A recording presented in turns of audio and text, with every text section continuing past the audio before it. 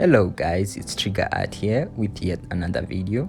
On today's video, we are going to tackle drawing a building in one-point perspective. Without further introduction, let's get started with the first one. Alright, for the first one is perspective layering and sketches. I used one-point perspective for this one. So you first need to layer your perspective.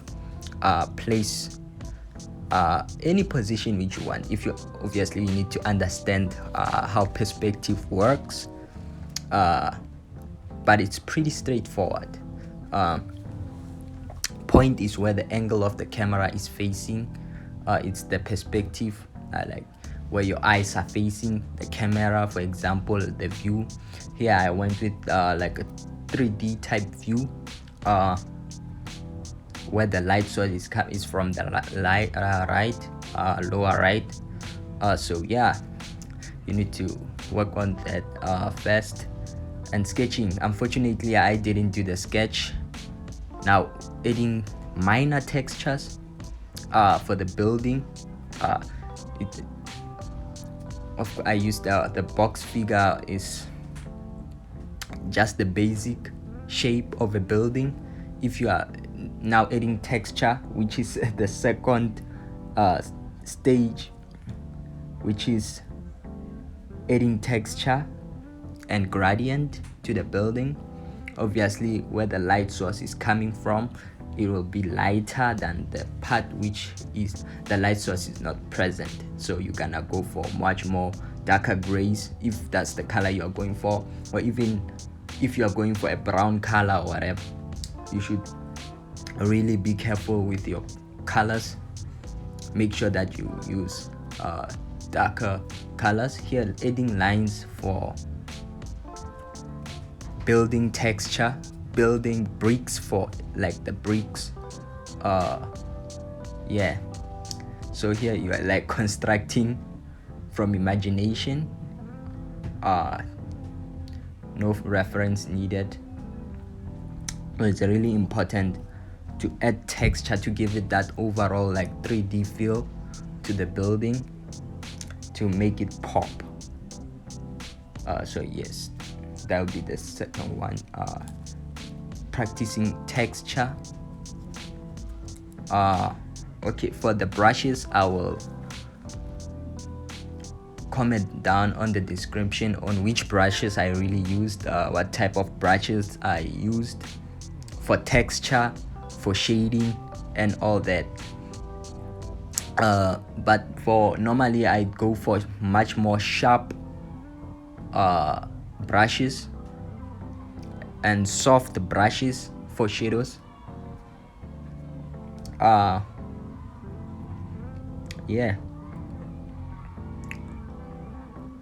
I hope so far you are enjoying the video. Now for the light source, adding the light source from the right bottom, almost in the middle. That's where the light source is coming from. It's coming from where the camera is really facing, the perspective of the camera. So adding lighter, using airbrush to add lighter shadows from where the sun is hitting the building, the structure, if you will. It's pretty. I went for a really bright light source, and that's one of the things one should pay attention to. Again, if the light is very intense, the shadows are also going to be very intense. That way you keep a balance between the two, like a 50-50 balance. When the light source is way brighter, you go for a brighter light source. Use lighter colors. You aim for lighter colors, very bright colors. And for where the light source is not visible, you go for really dark colors to really unify the whole scenery, give it more life, add more life to it, if you will. So yeah, that would be the third step of today's video in tackling integral building this buildings, so you would need to go for shadows and light source. Really important. Go for the, you can see me going for that really bright color white. To simplify, I chose white and black for the color, for the shadows, to really simplify the video so you can really see clearly how to really which light sources to go for, so it becomes easier for you. With obviously we know white is really an intense light color, and black is already like a shadow type color. I really went for that. Opacity, I used another layer for the shadows and decreased the opacity to about 50%. That way the light source the white becomes really intense, similar to the dark becomes really intense.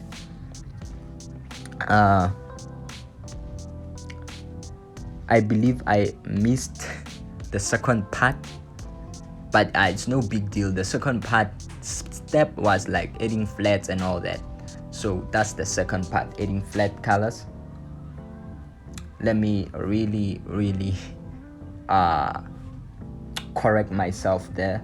The first step is layering, the second step is flat coloring, the third one is adding texture and gradient, and the fourth is adding shadows and light source, and the final one here is adding final details, minor details, and the background. For the background, really went for like a desert kind of scenery. The sky will get, it's intense where the light source is, it becomes brighter and it becomes more bluer, bluer as it gets closer to the camera, as it gets closer to us. Where the light source is, you would see a more whiter, to really give it that glowy type texture, if you will. Using the same method for the ground. As it gets closer, it gets dimmer. As it gets closer to the camera, it gets dimmer, and as it goes towards the light source, it gets really bright. So this is it. I hope this video was of great value. Like, share, comment, and subscribe, and see you guys on the next one.